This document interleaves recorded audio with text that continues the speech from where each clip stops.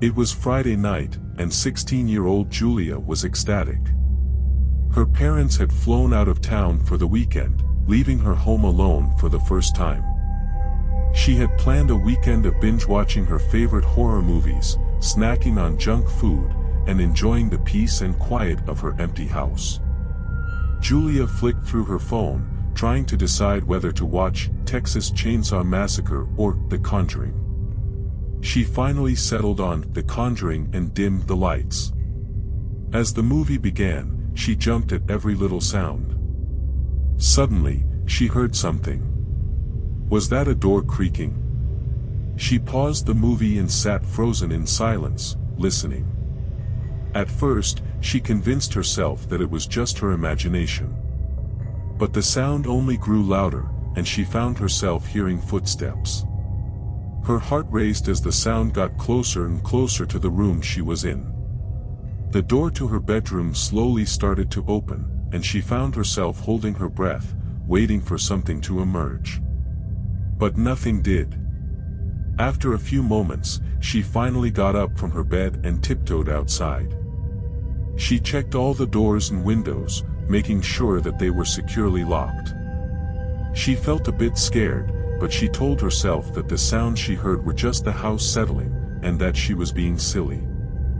As she climbed back into bed, the familiar musical score of the movie started playing. She laughed to herself at her overreacting, and continued watching the movie. The next morning, she woke up feeling a bit more relaxed.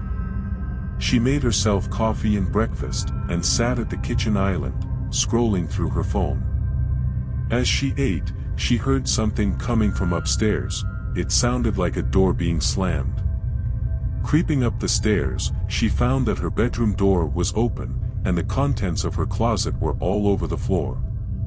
At first, she thought it might have just been the wind, but there was no breeze. She could not find any logical explanation for what had happened. Later that evening, she had a shower and got ready for bed. She was scrolling through her phone, waiting for sleep to come, when she heard a soft tapping sound.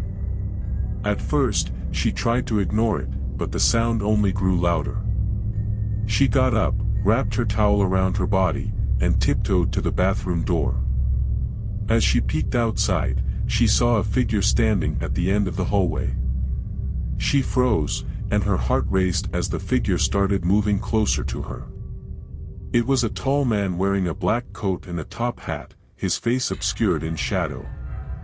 Julia tried to scream, but nothing came out of her mouth. All of a sudden, she felt movement on the back of her neck, and she shuddered. The man whispered in a deep, gravelly voice, "Home alone, are we?" Julia stumbled back, hitting her head on the bathroom door. When she regained consciousness, she was still lying on the floor, her head throbbing with pain. She tried looking around the house, but there was no one there. And yet, she still had the distinct feeling that she was being watched. Over the next few hours, strange things started happening in the house. Doors that she had locked and bolted were found to be open, and the bathroom window which she had closed was now wide open. Julia was beginning to feel like she wasn't alone in her home anymore. She was terrified, and she just wanted this to end. Just then, she received a call. It was her neighbor, informing her that there had been a break-in nearby, and that the perpetrator was still on the loose. Julia's heart sank as she realized that all the strange happenings were not just her imagination, but someone had actually broken into her house. She quickly locked all the doors and windows, and found a closet to hide in. As she hid, she could hear footsteps and laughter coming from outside the closet. The intruder seemed to be having a great time. With shaky hands, she dialed the emergency services. She was surprised when they responded within minutes. The police arrived in full force, and they quickly apprehended the intruder, who turned out to be a thief who had broken into her house looking for valuables.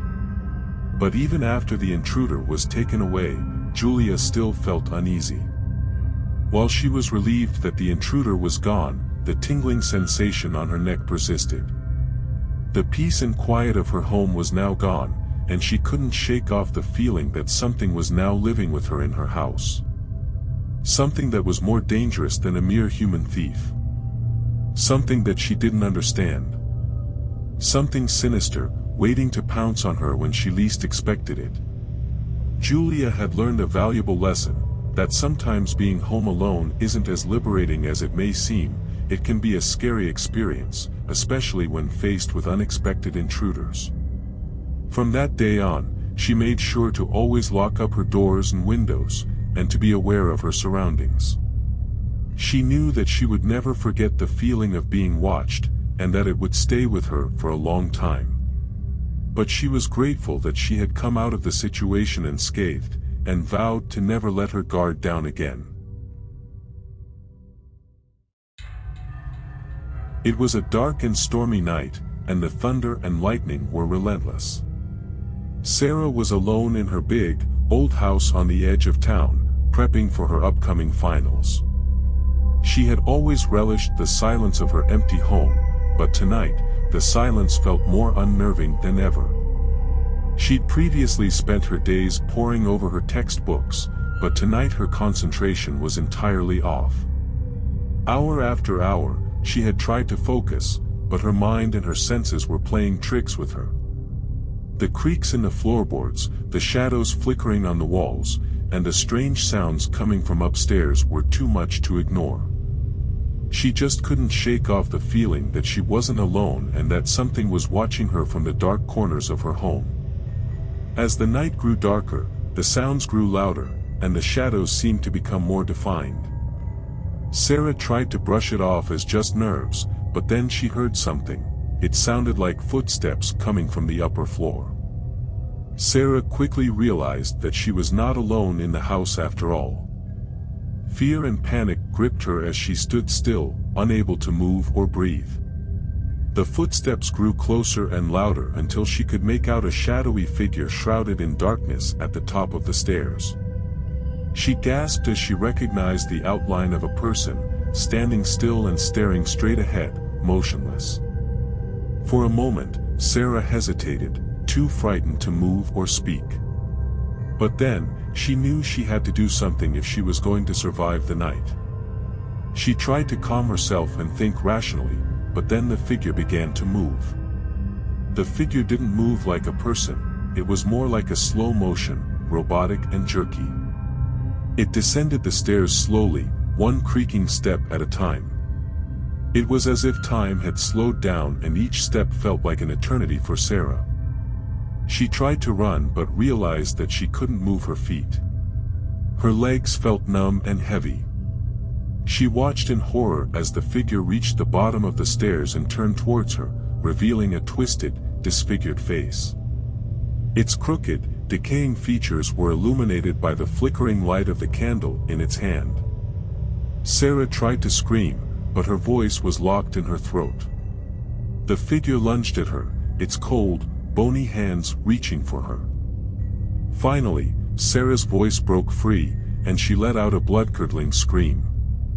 She turned and ran, her heart pounding in her chest as she heard the figure's footsteps fast approaching. She reached the door but found that it wouldn't budge. The fear was overwhelming, and she felt helpless, unable to escape. The figure was face to face with her now, and its breath was cold and rancid, causing Sarah to gag.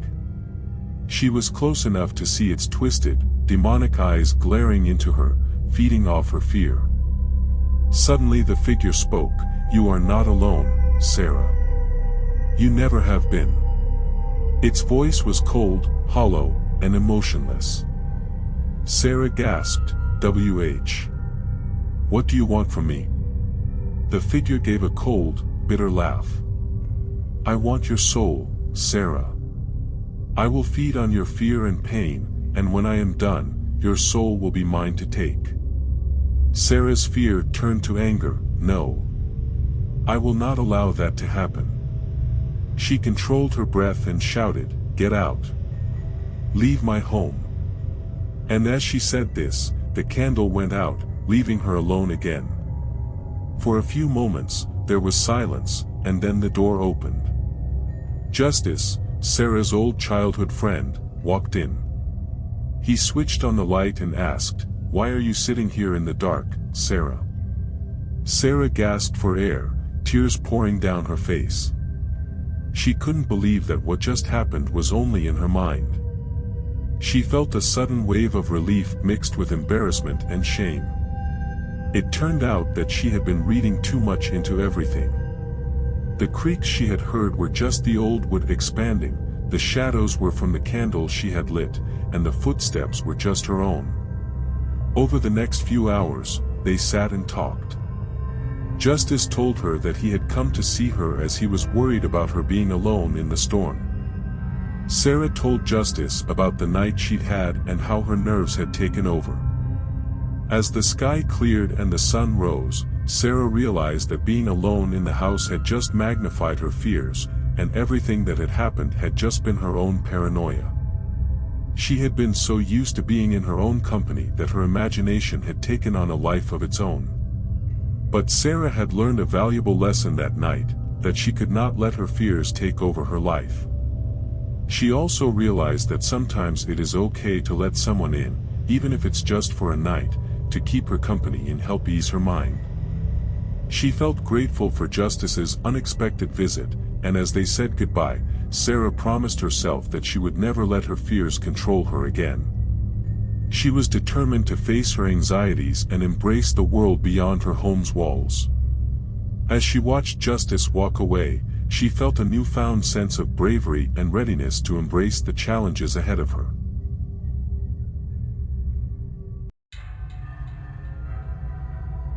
As darkness crept over the small house, Emily could feel her heart racing in her chest. She had never been home alone before, and the silence was deafening. Her parents had gone out of town for the weekend and left her in charge of the house. She thought it would be a fun and exciting weekend, but as soon as the sun set, she realized that she might have made a mistake. Emily tried to distract herself by watching TV and eating a bag of popcorn. But every creaking floorboard and gust of wind made her jump. She decided to go to bed early, hoping that sleep would help her forget her unease. As she lay in bed, she heard a sound coming from the kitchen. At first, she thought it was just the refrigerator humming, but then she heard a distinct tapping sound on the window. Emily's heart raced faster, and she could feel sweat beads forming on her forehead. She didn't know what to do. Should she ignore the noises and try to sleep or investigate? Emily gathered her courage and slowly made her way to the kitchen. As she turned on the light, she saw a figure standing outside the window. It was a man with bloodied clothes and an eerie smile. Emily quickly retreated, locking the door behind her. She ran back to her bedroom and grabbed her phone to call the police. But as she dialed 911, she realized that she couldn't hear anything on the other end of the line. Emily felt trapped, alone, and afraid. She decided to hide under the bed, hoping that the man wouldn't find her. But as she lay there, she heard footsteps approaching her room. The sounds grew louder, and Emily was sure that the man was in the room with her. Trembling with fear, she slowly peeked out from under the bed and saw a shadowy figure standing at the foot of her bed. Emily tried to scream, but no sound came out. The figure reached for her, and Emily felt his cold hand touch her arm. She felt a cold rush of air around her, but when she opened her eyes, she realized that she was alone in the room. Emily wasn't sure if it was all a dream or a real encounter, but she knew that she never wanted to be home alone again.